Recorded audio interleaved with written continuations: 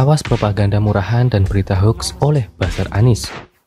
Ketika membahas tentang Anies, ada dua pihak berseberangan yang merasa keberatan, pihak buzzer Anies dan sebagian anti Anies Baswedan. Kita maklum jika pihak buzzer Anies merasa kepanasan karena aib junjungannya terbongkar.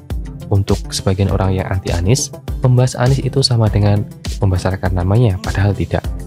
Ibarat dua sisi mata uang, membahas Anies untuk membuka aibnya kepada rakyat. Bagaimana rakyat awam tahu aib Anies Baswedan jika kita tidak membahas dan membukanya ke publik?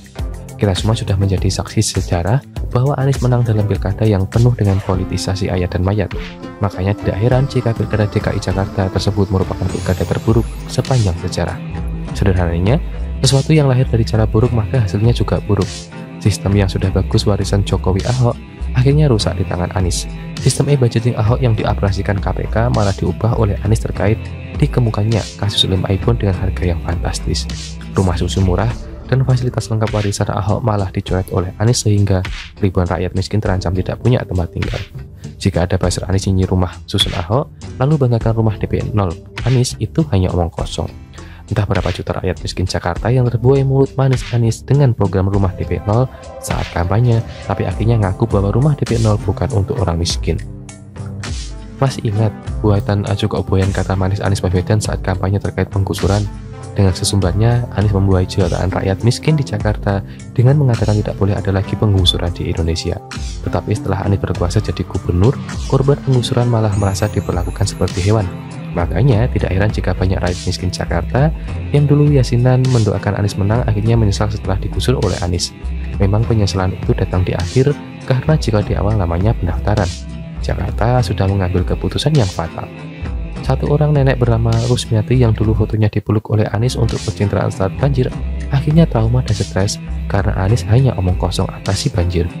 Yang meluk juga dia, peluk bu, kata dia gitu, sambil bilang, sudah tidak banjir lagi bu, katanya gitu, pelukannya sudah seperti keluarga gitu, ujar Rusmiati mengingat pernyataan Anies kepadanya. Bukan trauma lagi, stres saya, ujar Rusmiati. Yang mirisnya lagi, banyak sungai di Jakarta bersih masa Ahok, tapi akhirnya kembali kotor di masa Anies Baswedan. Salah satunya Kali Sentiong yang dulu bersih di masa Ahok, malah ditutupi kain hitam masa pemerintahan Anies Baswedan dengan dalih mengurangi bau. Logika sederhana, sungai yang kotor itu harus dibersihkan, bukan ditutupi kain. Inikah kualitas Anies yang katanya pintar oleh buzzer? Jadi sudah kelihatan bukan bagaimana sistem yang bagus dibuat Jokowi Ahok malah dihancurkan oleh Anies setelah dia berkuasa. PJ Gubernur yang baru Pak Heru Budi Hartono juga harus bekerja keras untuk mengatasi banjir di DKI Jakarta dan membenahi layanan publik selama 5 tahun kepemimpinan Anies. Pak Heru yang merupakan orangnya Jokowi Ahok harus kembali melanjutkan program normalisasi sungai yang mangkrak di masa pemerintahan Anies Baswedan. Dan sekarang banyak buzzer Anies melakukan propaganda murahan dan berita hoax kepada masyarakat awam di media sosial. Mereka membodohi rakyat dengan menjual nama mantan penyidik senior KPK untuk membela Anies. Padahal mantan penyidik senior KPK yang membela Anies terkait kasus Formula E adalah Novel Baswedan yang merupakan sepupu Anies Baswedan. Logika sederhana, Formula E yang sudah dilaksanakan di Jakarta itu atas inisiatif Anies seperti kata Direktur Utama Jack Rowe. Apakah uang Formula E di Jakarta tersebut pakai uang pribadi Anies? Lalu siapa yang harus membayar sisa komitmen fee Formula E sampai tahun 2024 nanti? Apakah Anies dan buzzernya mau membayar sisa uang tersebut pakai uang pribadi mereka? Acara Formula E hanya beberapa hari di Jakarta, tapi harus bayar komitmen fee selama 5 musim dari tahun 2019 hingga 2024 nanti. Yang terbaru, buzzer Anies juga menyebarkan berita hoax kepada umat dan rakyat Indonesia di channel Berkedok Suara Rakyat. Dalam salah satu video singkat tentang seberapa pintar Anies Baswedan, buzzer Anies ini terbukti menyebarkan hoax jika Anies masuk dalam 500 tokoh muslim berpengaruh di dunia. Sejak kapan nama Anies Baswedan masuk dalam 500 tokoh muslim berpengaruh di dunia? Dalam situsnya saja kita tidak pernah menemukan nama Anies masuk di dalamnya.